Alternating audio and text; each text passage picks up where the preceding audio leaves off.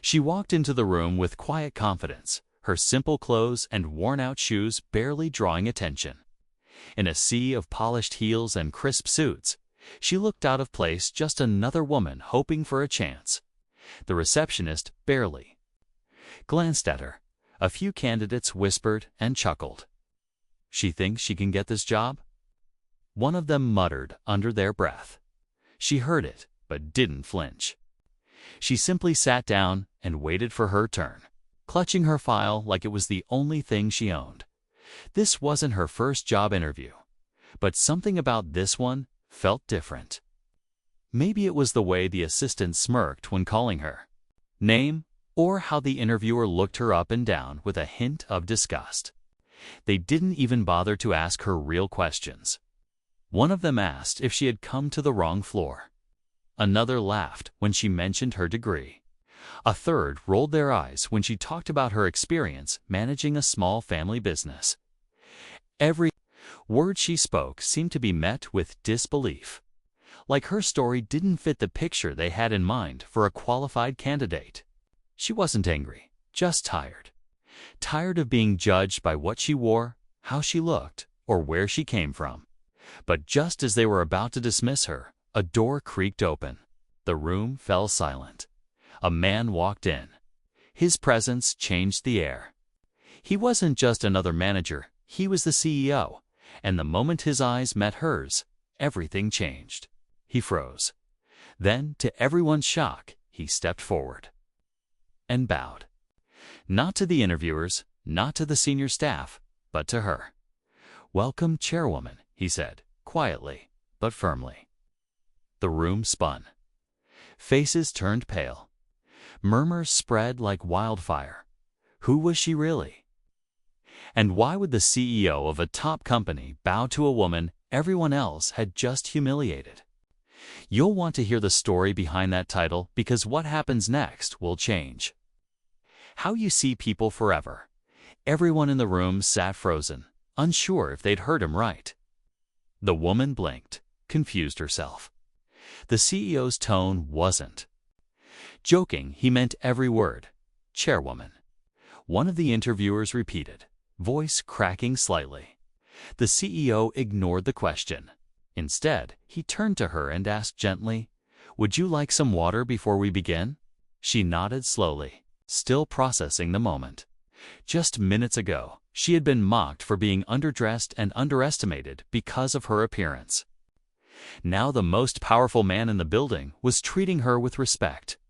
No more than that. With honor, but why? The others in the room exchanged glances, their expressions shifting from amused to worried. The woman they had all dismissed wasn't just some random applicant. She had a story, one they clearly didn't know. And the fact that the CEO himself was calling her chairwoman made it clear. This wasn't just a job interview. This was something much, much bigger. As she sat quietly, her mind drifted back to where it all began. A small village, a single mother raising 3 kids. No money, no support. But she was smart. She had ideas, big ones. She built a small business from scratch, teaching women in her town how to earn, save, and grow. Over time, what started as a community project grew into something powerful. Investors came. Partnerships formed. But through it all, she stayed out of the spotlight, always pushing others forward instead of herself. She came to this company not to beg for a job, but to see something for herself, to observe, to understand, and maybe to teach someone a lesson. The CEO knew, the board knew, but the staff, they had no idea who they were really sitting across from. And now they were about to find out. The room stayed quiet, heavy with tension. No one dared to speak. The woman sat straight, calm on the outside, though her heart was racing. She hadn't come here for a grand reveal. In fact, she had hoped to blend in to see how the company treated people without big titles or expensive clothes. She had wanted the truth, and now she had it. The CEO stood beside her, his posture respectful. "This is Mrs. Zara Qureshi," he said, slowly looking around the room. "Founder of ZQ Holdings, a company that helped lift over 10,000 women out of poverty. The same woman our board invited to join us as chairwoman last month." He paused, letting that sink in. A few faces in the room turned red. The very people who had laughed at her just minutes ago were now struggling to make eye contact. Some glanced down at their hands. Others looked away completely. The same interviewers who questioned her qualifications were now realizing they had just tested the woman who would soon outrank all of them. But Zara wasn't there for revenge or praise. She had seen too much in life to be shocked by this kind of treatment. Still, it hurt more than she expected. Not for herself, but for the others, those who came to interviews like this every day and walked away feeling small, unheard, and unseen. The CEO took a step back. "Let her continue," he said. "Treat her like you did before. She asked us not to interfere." The woman looked at each interviewer one by one. Their eyes dropped. She knew now this company needed more than leadership. It needed change. And the lesson was just beginning.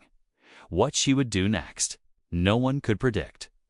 Zara sat quietly, watching the discomfort spread across the room like a slow wave. The people who had judged her were now fidgeting in their seats, unsure of what to say or do. One of the senior interviewers, the same man who had laughed at her earlier, tried to speak.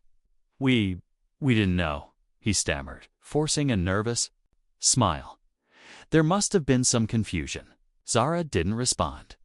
Her silence was louder than words. The CEO had stepped aside, letting her take control now. But she didn't rush.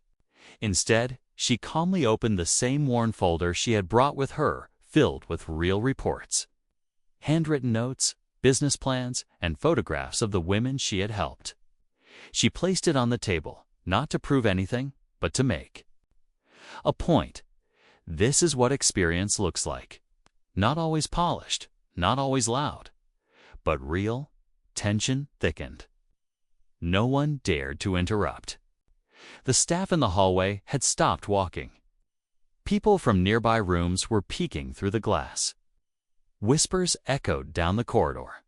The woman who walked in, looking like a nobody, was about to become the most powerful person in the company. And still, she hadn't raised her voice. The same assistant who had rolled her eyes earlier was now pale, standing awkwardly by the door. Zara turned slightly, locking eyes with her, not with anger, but with quiet disappointment. That, somehow, stung more. "I came here to observe." Zara finally spoke, her voice calm but strong. "Not just your systems or your numbers, but your people, your values. How you treat those who seem like they have nothing to offer you." She paused, letting her words hang in the air. "I've seen enough." The board members were arriving now. Phones were buzzing. The room felt ready to explode. Everyone was waiting for her next move. But she wasn't done yet. Just as the silence thickened and all eyes stayed fixed on Zara, the boardroom door opened again. A woman in a dark suit entered, walking with purpose.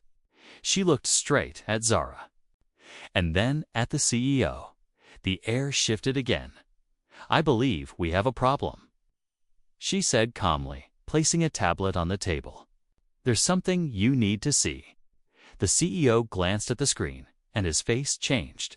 Not fear, but concern. Deep, serious concern. He handed the tablet to Zara without a word. Zara looked down at the screen. It was a forwarded email. Thread internal messages between senior staff. Her name was mentioned. So was her background. One message read, "She won't last." "She looks like she came here to clean the office, not lead it." Another one, worse. "Let's go along with the chairwoman talk for now. Once she messes up, we'll suggest a replacement."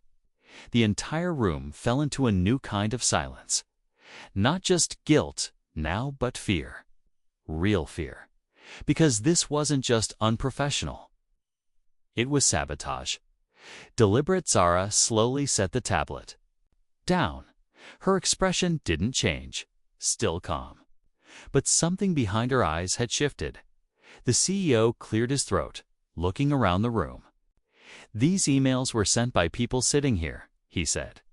"People who are supposed to uphold the values of this company." Zara looked directly at one of the men who had laughed the loudest earlier. He wouldn't meet her gaze. Another pretended to be shocked. But she knew. This wasn't about her outfit or her resume.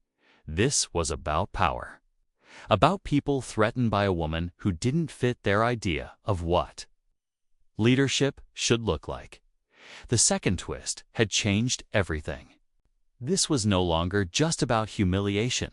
It was about betrayal. And now it was time to choose what to do with the truth. Zara stood up slowly, her hands resting lightly on the table. The silence in the room was heavy, but she didn't rush. Everyone was waiting, some with guilt, others with fear. She took a breath and looked around, her eyes sharp but steady. "I didn't come here for a title," she said quietly. "I came to see if this company was worth leading. And now I see the truth." She turned to the CEO. "Thank you for your honesty. But from here, I take it forward." Then she looked at the team who had insulted and doubted her. "You judged me because of how I looked. You spoke about me behind my back. You laughed at my story before even hearing it. But the real issue isn't me. It's the culture you've built, one where respect is tied to appearance and power is protected by fear." One of the senior staff tried to defend himself. "We were just..." "No," Zara interrupted, gently but firmly. "You were showing me who you really are, and I believed you the first time." The board members who had just arrived exchanged quiet glances. The CEO nodded in agreement. "She has full authority," he announced,